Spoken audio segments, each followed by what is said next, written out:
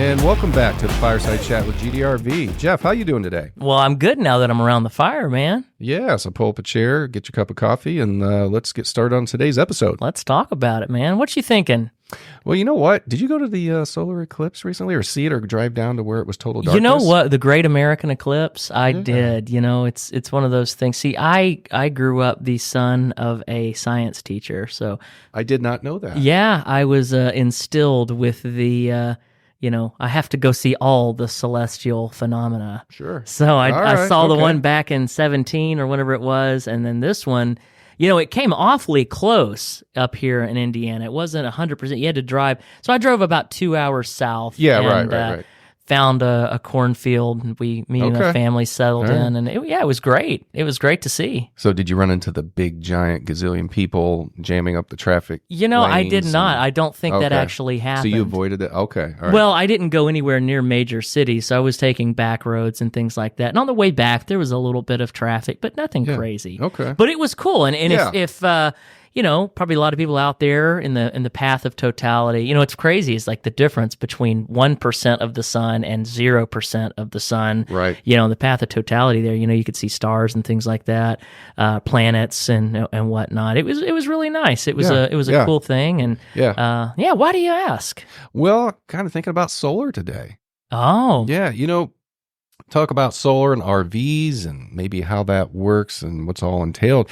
Because, when you drive around, I might be going somewhere here locally, and you look out in the big open fields and you see all those consumer style,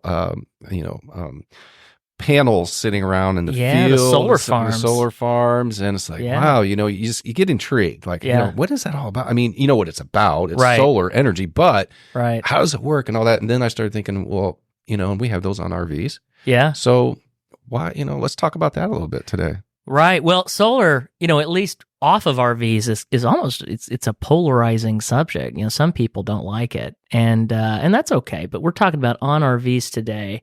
And so that, there's a lot to be said. There are things, it's one of those things that, almost unheard of 10 years ago. Solar was it's in its infancy, and now you'd be hard-pressed to find something without it. Yeah, you're seeing a lot more. Yeah. Now, obviously, yeah. And I guess, for us, for Grand Design, we're now to the point, every unit that we build, to my knowledge, has a solar panel on top, there's a reason for that. It's not just, to charge your battery, but I'll tell you from the standpoint of like solitude and momentum, a little while back, and most people, I think they thought we just made this change because we wanted to. We didn't. We used to have these pretty large propane electric refrigerators, and we went with those for a long time. You had a residential refrigerator option, and we switched to a 12-volt residential refrigerator. So it runs off of a 12-volt power. Right. And the reason we did that is because they actually discontinued the larger propane electric refrigerators that we were using. We couldn't get them anymore. Right, okay. So we had to go to 12 volt, and when we did that, we already had solar options, but then it went standard. And I think there's a little bit of some misinformation out there about solar. And I'll say this for you guys out there listening right now who are well-versed in solar, or some of you out there, especially if you're an electrical engineer and listening to this, please grant me some grace here, because I'm sure I'll mess something up. I am not. I know enough about it, enough about it just to be a little bit dangerous. Right. But there's a lot that goes to it. I think with solar, there's some things you have to understand. We're going to give the high level overview here as it relates to RVs. Okay. So there's two sides to things. Mm-hmm. When people think solar, I think a lot of times they think that if I stick a solar panel on top of my RV, I'll be able to run everything, and that's just not the case. Okay. In fact, you go to a dealership, if there's a Grand Design there with a solar panel, you still can't run anything because there's no battery. So there's two sides to this. There's the solar panel side of things, and then there's another side of things which is a little more specialized, and that's the inverter. Okay. And so we'll talk about that in a second. But let's start with the solar. So you have a solar panel up top, and they come in all sorts of brands, all different sizes, all different wattages, and that's usually how they're sized by watts.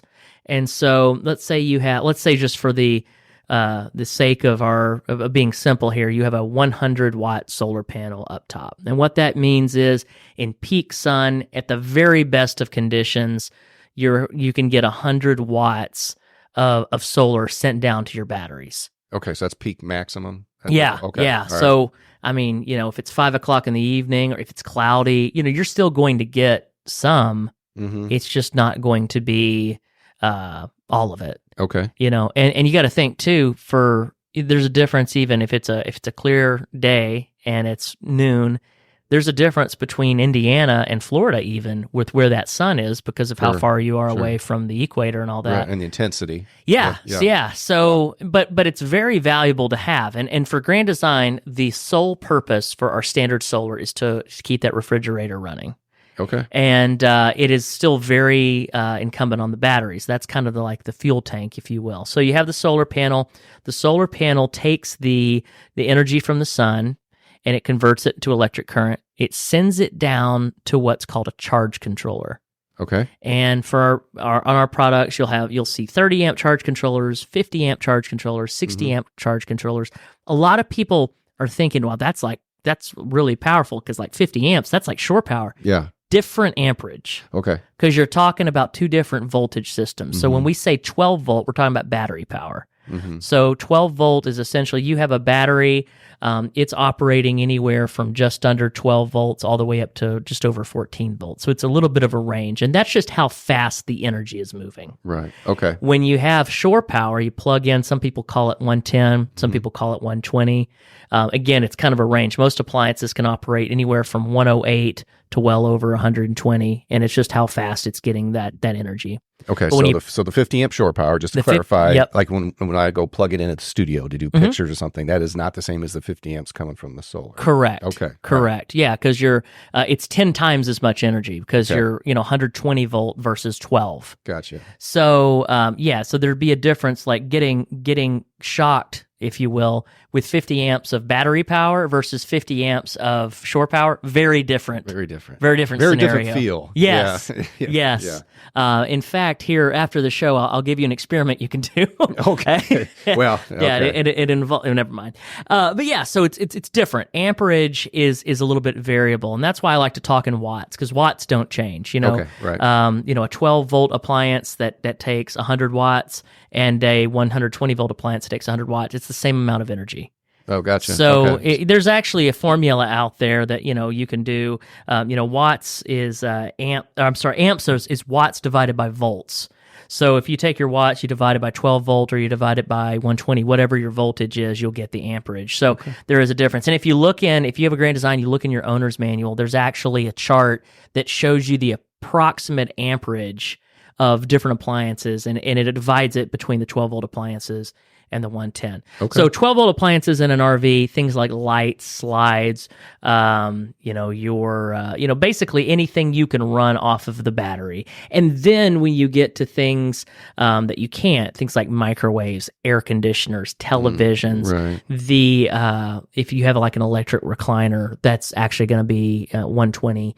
And because you're plugged into it. If you're plugged into a socket, essentially that's going to be 120. Gotcha. And so that's where you get to the two sides of things. So you're going to have the solar panel go down to the charge controller. That charge controller is essentially, think of it as a traffic cop. It's taking that energy that's coming down from the solar panel, and it's making it so that the battery can accept it, and it's not overloading the battery.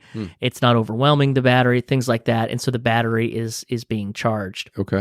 Okay, so the battery is now the linchpin here. There are a lot of different battery types. We at Grand Design, in most cases, unless you get a really high-power solar system, which we can talk about in a second, we're not going to put a battery in. And a lot of people ask, well, why don't you include batteries? Basically, because they get stolen. Between here and the dealership, you put batteries in, there are people that go and they'll steal them. And so, got to be careful with that.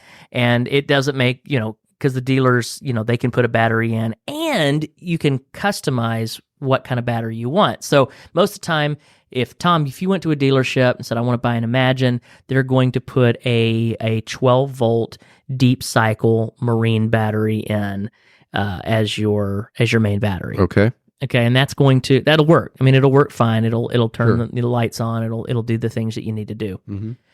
Problem is, with the advent of solar, there are now better batteries that you can choose. Now, better usually means more expensive, More expensive, but yeah. but we can talk about that. So here's the different battery types. There's 12 Okay. volt. All right.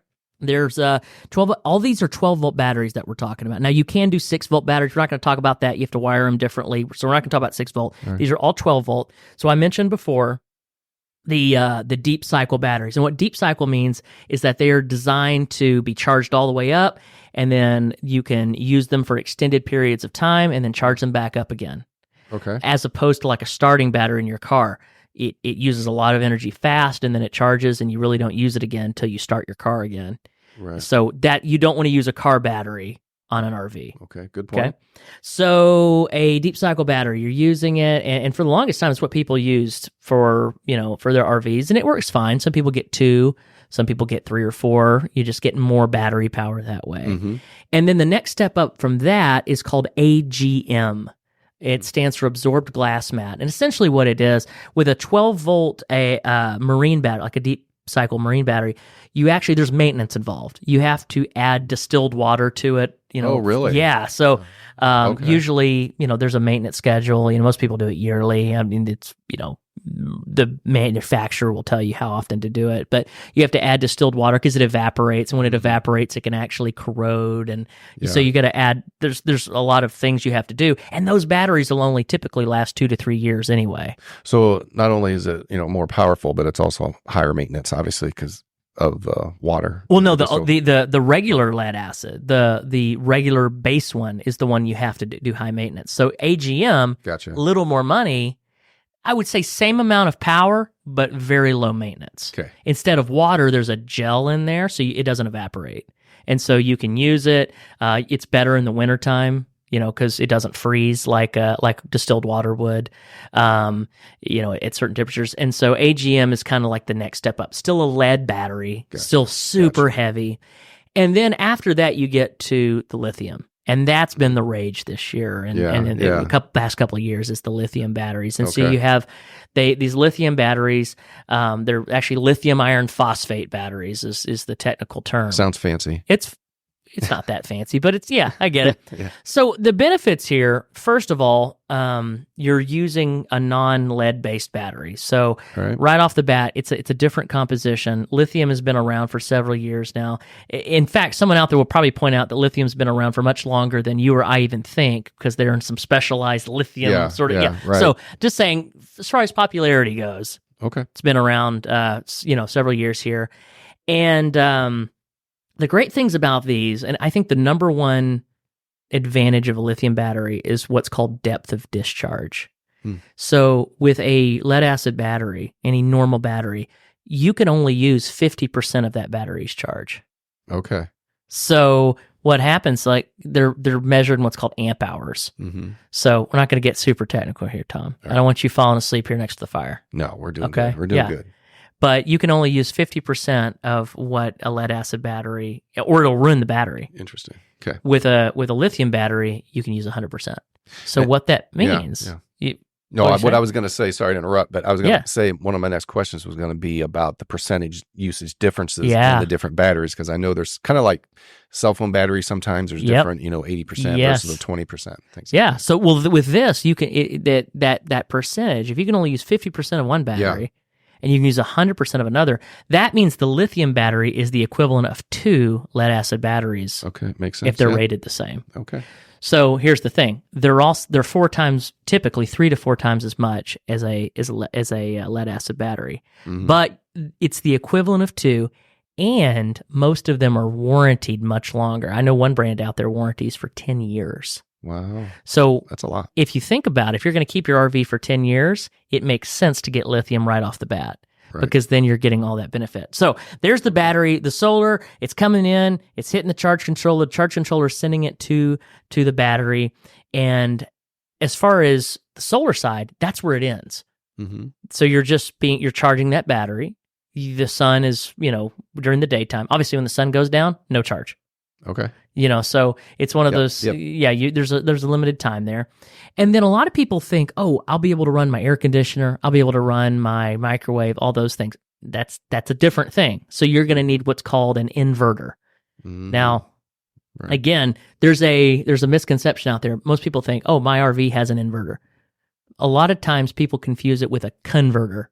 Uh-huh. So a converter is what takes your shore power, you plug in, it turns that into 12 volt, and then you can it'll charge your battery, it'll run your lights and things like that. Gotcha. Very easy to take Yeah. 120 and turn it into 12. Okay. Not so easy to take 12 and turn it into 120. Right. It's a much more advanced process. Okay. And so you have an inverter. And when you get a solar package from Grand Design, if it's an optional solar package, typically it will come, especially in the bigger units, it'll come with an inverter. You have to check. And they're based on watts. So 2,000 watt inverter, for example. That means that it can take your battery power and it can provide theoretically 2,000 watts. Now they do have an efficiency rating, so it's less than 2,000. But Right. for all intents and purposes, you can provide, now you can run appliances off your battery. Mm-hmm. So if you have a microwave that's 1,200 watts, in theory, now in a lot of cases, we don't wire the microwaves up because it just drains your battery like crazy. But televisions, all the outlets, things you plug in will now be hot. And it varies model by model or brand by brand. So you got to make sure that you're doing your due diligence and making sure it's right for you. But Right. the inverter will take that battery power and now make it so that you can use it as if you were plugged in. Okay, cool. Now it's very contingent on that battery, and a lot of times people need more than one battery. You know? So if you want to drive longer, you need a bigger fuel tank, Mm-hmm. right? Right. And so I would say work with a local dealer to get that figured out as far as how many solar panels you need, how many batteries you need, what you're going to use, and there's solar calculators out there on the internet and things like that you can use to Does that answer your question? That was a long-winded. Yeah, no, that was good. It's very, very in-depth answer. I like it because that probably helps a lot of people to understand a little better. And like you said, there are many people out there who probably fully understand all that, Yeah. but there's probably some who want to learn a little bit more. Right. Now, my question for you is, let's take this information you just said and think about if someone comes to you like at a show or something and maybe talking solar, you might be talking to someone. I'm sure maybe you've been asked, so, okay, Jeff, so we charge the solar all day, then it comes nighttime. How long does that charge last? Yeah. Did you ever get asked that before? It gets asked all the time. And I'm glad you asked me because I actually did a video on a solar package that we offer a couple weeks ago. Mm-hmm. And it was with the manufacturer of the solar or the supplier of the solar package.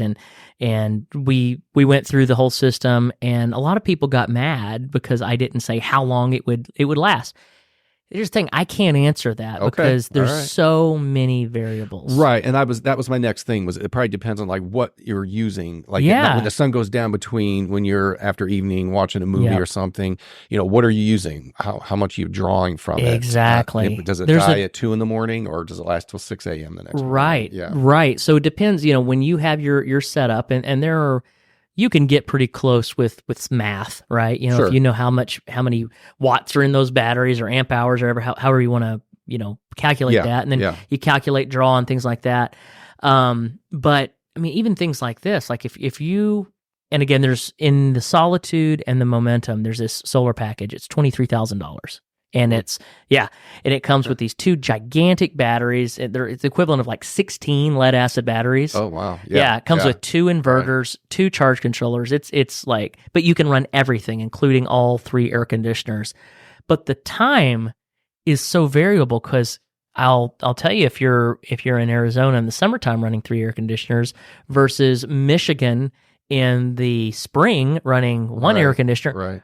It's completely different. Yeah, right, exactly. And so to answer that question, you kind of have to do a little bit of math to find what you're using what you're using, how much draw, ambient temperature plays a big role in that.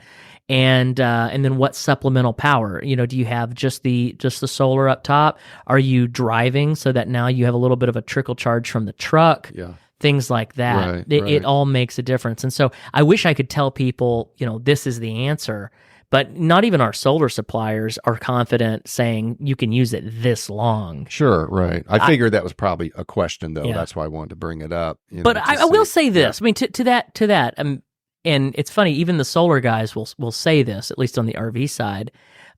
You still, in a lot of cases, if you're going to be, boondocking, dry camping, that sort of thing, yeah. It makes all the sense in the world having a generator.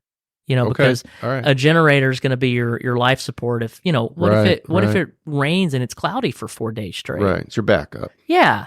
And I know on Amazon and stuff, you can go and you can get like an LP, like a portable. It runs on those tiny Coleman tanks. Yeah. Yeah. It's like a couple $100 and it puts out 1,000 watts. I mean, you can have that. It'll fit. It'll fit in your back seat, like under the seat, and you can have that as an emergency backup for a couple $100. Okay. You can tie it into your propane on the unit. Right. So there's always ways to do it efficiently and safely. But having a generator, and I'll tell you right now, I mean, if you were to get a Momentum, for example, you can pay $23,000 and have that capability. Mhm. But you can also, get the onboard generator for, a fraction of that and have the same ability. Yeah. But now you're running the generator, you're using, things like gasoline. Right. So it's a balance. It's what do you need out of your RV? Exactly. So that being said, in some ways, you could also say maybe, we can't answer that magical question of how long my charge will last for that particular evening or that day. But maybe it's just through trial and error. Like the customer, they can try out like different combination things they use. They'll learn over time with experience, like, oh, I used these 3 things and it died quicker, or I used these combination things and it lasted all night. Right. Maybe, does that sound fair? Yeah, like through trial and error? Right. And I know there's people out there being like, well, I'm not going to pay $23,000 and have to trial and error it myself. Like, I totally get that. Right, yeah. right. There is a guy, and it's difficult because we can't put our seal on anecdotal stories, right? Sure. But there is a guy out there who had this system, and I want to say he was off grid for a month and never went fully dark as far as power goes. Okay. Now he had the charge line to the truck, he had the solar. It was out in a, essentially the desert, so a little bit more solar availability there. Right. So, but we're not going to, I mean, you and I can't shoot a video and be like, oh, and this will last you, 24, 48, 72 hours. No. Can't do that, unfortunately. And as much as I wish we could. And I would hope people understood that, but just understanding the capability is there. And really when it comes to solar, it's kind of an apples to apples thing. You want to make sure if you're looking at different solar packages that it is, as far as wattage of the panels go, so charge controllers, inverters, that you're getting what you need and you're comparing similar things. Right. Okay. Oh, time to go. Yeah, I wonder who that is. Oh, hey, that's our head of safety. He probably wants to know why there's an actual campfire in here. Quick, put it out. Put it out. Oh, it's just getting bigger. Oh, man. All right. Let's get out of here. Yeah, we got to go. Thanks, guys. See you around. Until next time.